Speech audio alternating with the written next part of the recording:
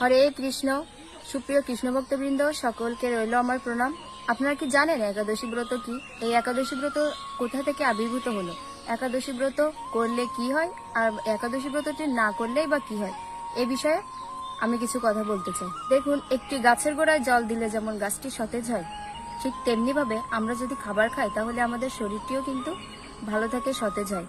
ঠিক তেমনি ভাবে একটি গাছের গোড়ায় যদি আমরা অতিরিক্ত জল দিই তাহলে সেই গাছটি মারা যায়।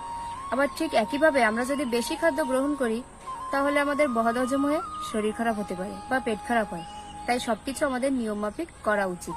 খাদ্য আমাদের নিয়ম মাফিক খেতে হয়, আর এই সমস্ত নিয়মগুলো আমাদের শাস্ত্রে দেওয়া আছে। আমরা ভাবি যে আমাদের দৈনন্দিন জীবনে আমরা কিভাবে সুখে থাকবো, আমাদের ইহকাল ও পরকালে যাতে সবকিছুই ঠিক থাকে, এজন্য আমাদের শাস্ত্রে সুন্দরভাবে কিছু নিয়মাবলী দেওয়া হয়েছে। শাস্ত্রে বলা হয়েছে 8 থেকে 80 বছর সবাইকে একাদশী ব্রত পালন করতে হবে। কিন্তু আমরা জানি যে ধ্রুব মহারাজ কিন্তু 5 বছর বয়সে ভগবানকে পেয়েছিলেন। তাই আমরা কিন্তু 8 বছর না ভেবে তার আগে থেকেও একাদশী ব্রত পালন করতে পারি, বা আমাদের সন্তানদেরকেও একাদশী ব্রত পালন করতে শেখাতে পারি। চলুন আমরা জেনে আসি একাদশী কিভাবে উৎপত্তি হলো এবং একাদশী মাহাত্ম্যই বা কি, এটি করলে কি হয় বা না করলে কি হয়। একাদশী অর্থাৎ যে এটি করবে না সে একাই দোষী। আর এই একাদশীটি হচ্ছে চন্দ্রের একটি তিথি। চন্দ্রের হচ্ছে দুটি পক্ষ, একটি হচ্ছে কৃষ্ণপক্ষ, অন্যটি হচ্ছে শুক্লপক্ষ। চাঁদের পূর্ণিমা পর্যন্ত সময়কে বলা হয় শুক্লপক্ষ এবং চাঁদের অমাবস্যা সময়কাল পর্যন্ত বলা হয় কৃষ্ণপক্ষ। 15 দিনে এক পক্ষ সমাপ্ত হয়। এক পক্ষের এক একটি দিনকে বলা হয় এক একটি তিথি। তিথিগুলো হলো প্রতিপদ, দ্বিতীয়া, তৃতীয়া, চতুর্থী, পঞ্চমী, ষষ্ঠী, সপ্তমী, অষ্টমী, নবমী, দশমী, একাদশী, দ্বাদশী, ত্রয়োদশী, চতুর্দশী এবং পূর্ণিমা অথবা অমাবস্যা। একাদশীকে পূর্ণ তিথি হিসেবে বিবেচনা করে এদিন একাদশী ব্রত পালন করা হয়। এই দিন যে কেউ পূর্ণ লাভের আশায় একাদশী ব্রত পালন করতে পারবে।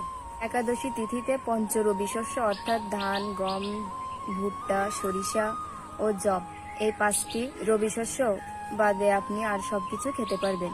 প্রতি মাসে সাধারণত 2টি করে একাদশী হয়ে থাকে।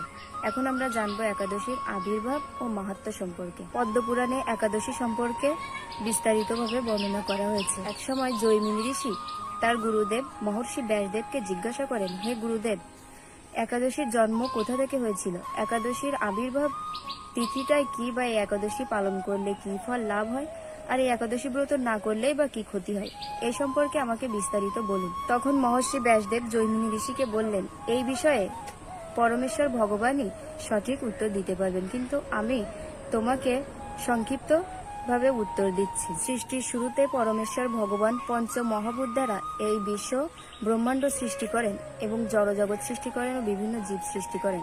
তিনি এই মর্তলোকের জীবদের শাস্তি প্রদানের জন্য পাপ পুরুষ সৃষ্টি করেন। এই পাপ পুরুষের কাজ ছিল মানুষকে বিভিন্ন রকম পাপের পথে নিয়ে যাওয়া, আর এই পাপ পুরুষের বিভিন্ন অঙ্গ প্রত্যঙ্গই ছিল বিভিন্ন রকম পাপ দ্বারা সৃষ্টি। মানুষ বিভিন্ন রকম পাপ কার্য করার ফলে তারা নরক গতি প্রাপ্ত হয়, তারা নরকে যায় এবং নরকের বিভিন্ন যন্ত্রণায় তারা কষ্ট পেতে থাকে।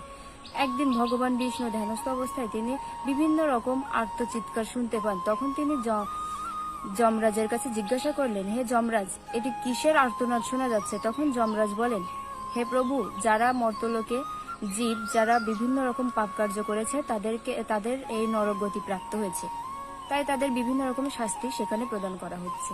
তাদেরই আত্মচিৎকার আপনি শুনতে পাচ্ছেন। তখন ভগবান সেই দক্ষিণ দিক তিনি নরকে গেলেন এবং বিভিন্ন ভাবে তাদেরকে পাপের শাস্তি দেওয়া হচ্ছে এবং তারা আত্মচিৎকার করতেছে।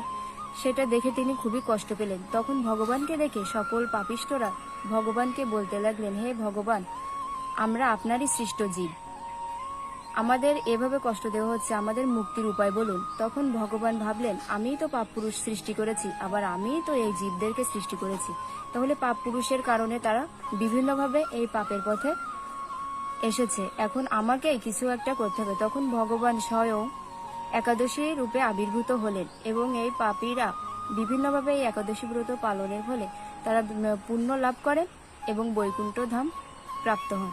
জন্য আমরা প্রত্যেকে একাদশী ব্রত পালন করব এবং ভগবানের কৃপা লাভ করব। হরে কৃষ্ণ।